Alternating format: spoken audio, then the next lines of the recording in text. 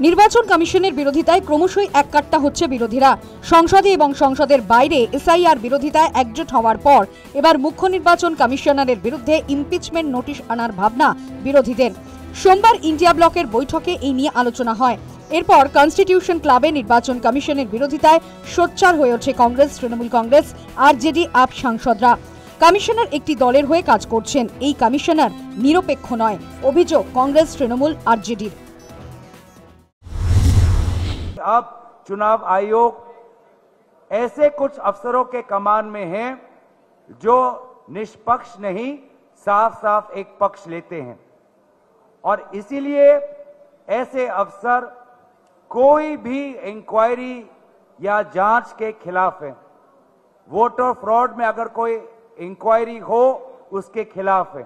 जब चुनाव आयोग आयुक्त महोदय ने प्रेस कॉन्फ्रेंस की, आप सबको यह एहसास हुआ होगा कि वो हमारे सवालों को क्लैरिफाई नहीं कर रहे थे, स्पष्टीकरण नहीं दे रहे थे, बल्कि वो उस मौके का इस्तेमाल कर रहे थे किसी के इशारे और इरादे को साफ तौर पर पब्लिक डोमेन में रखने का।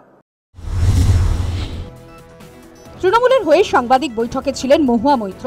মহুয়া বলেন, নির্বাচন কমিশন নিজের তথ্যের সপক্ষেই এফিডেভিট চাইছে। We are only pointing out flaws in your own documents.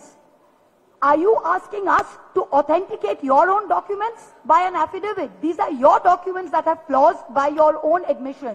You yourself said that 22 lakh people were there and they were not put on record, so that is a flaw.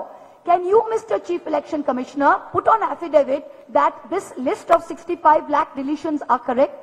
If this list is correct, then you cannot put on affidavit that the list with the 22 lakh deaths which are not put on record, all previous lists are incorrect. Either it is one or it is the other. You are asking us to authenticate your documents while you are publicly saying that they are wrong from previous years. SIR তালিকায় একটুও ভুল থাকলে পদত্যাগ করব, এরকম affidavit কি দিতে পারবে কমিশন? কলকাতা বিমানবন্দরে দাঁড়িয়ে প্রশ্ন অভিষেক বন্দ্যোপাধ্যায়ের। বিহারে যে এসআইআর করছে এবং এই যে 65 লক্ষ লোকের নাম বাদ দেওয়া হয়েছে, ইলেকশন কমিশনের ক্ষমতা আছে যে এফিডেভিট দিয়ে বলবে যে একটা ভুল বা গড়মিল যদি আগামী দিন কোথাও থাকে চিফ ইলেকশন কমিশনার পদত্যাগ করবে। তারা এফিডেভিট দিক, 24 ঘন্টার মধ্যে রাজনৈতিক দলগুলো এফিডেভিট দেবে, তাদের তো এফিডেভিট দেওয়ার ক্ষমতা নেই। সুতরাং যেভাবে মানুষের মৌলিক অধিকার ভারতীয় জনতা পার্টি ভারতের নির্বাচন কমিশনকে কাজে লাগিয়ে কেড়ে নিতে চাইছে, এটা মানুষের কাছে দিনের আলোর মতো পরিষ্কার হয়ে গেছে। বাংলাদেশ, পাকিস্তান, আফগানিস্তানের মতো অরাজকতা এখানে সৃষ্টি করতে চাইছে বিরোধীরা। বিরোধীদের বিরুদ্ধে সরব হন সম্বিত পাত্র। जो कांग्रेस पार्टी है और ये जो आरजेडी है, ये जो तृणमूल कांग्रेस है, ये जो आम आदमी पार्टी अब समाप्ति की ओर बढ़ रही है, इनका उद्देश्य मैं बताता हूं आपको। ये चाहते हैं भारतवर्ष में बांग्लादेश जैसी सिचुएशन हो जाए। ये चाहते हैं जो श्रीलंका में हुआ था वो भारतवर्ष में हो। ये चाहते हैं कि अफगानिस्तान और पाकिस्तान में जो हालात हुए थे वो भारतवर्ष में हो।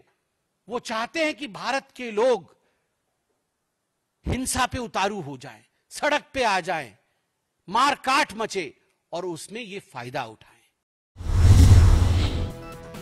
স্বাধীন ভারতের ইতিহাসে আগে কখনো এইভাবে নির্বাচন কমিশনের পক্ষপাতিত্ব নিয়ে প্রশ্ন ওঠেনি। সার্বিকভাবে প্রায় সমস্ত বিরোধী দল আগে কখনো ইমপিচমেন্ট আনার কথা চিন্তা ভাবনা করেনি।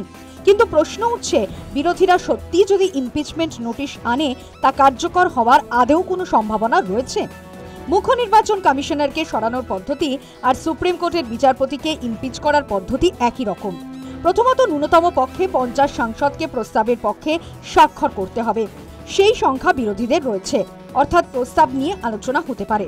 কিন্তু এই প্রস্তাব পাশ করাতে গেলে লোকসভা এবং রাজ্যসভায় 2/3 সংখ্যাগরিষ্ঠতার প্রয়োজন। লোকসভায় 543 সাংসদ রয়েছে, প্রস্তাবের পক্ষে 2/3 অর্থাৎ 363 সাংসদের সম্মতি প্রয়োজন। 13 বিরোধী দলের মিলিত সাংসদ সংখ্যা 224, অর্থাৎ লোকসভায় প্রস্তাব গৃহীত হওয়ার কোনো সম্ভাবনা নেই। রাজ্যসভায় মোট আসন 245। ইমপিচমেন্ট নোটিশ পাশ করাতে হলে 164 সাংসদের সম্মতি প্রয়োজন। রাজ্যসভায় 9 বিরোধী দলের সম্মিলিত শক্তি 77, অর্থাৎ লোকসভা বা রাজ্যসভাতে এই ইমপিচমেন্টে নোটিশ পাস হওয়ার কোনো সম্ভাবনা নেই। এই সত্য ভালো করেই জানেন বিরোধীরা। তারপরেও কেন ইমপিচমেন্ট নোটিশ আনা হচ্ছে? রাজনৈতিক বিশ্লেষকদের মতে এসআইআর ইস্যুতে বহুদিন বাদে সংঘবদ্ধ দেখাচ্ছে বিরোধীদের। সেই ঐক্য ধরে রাখার প্রয়োজনেই কি একের পর এক কর্মসূচি ঘোষণা করছে বিরোধীরা? News time.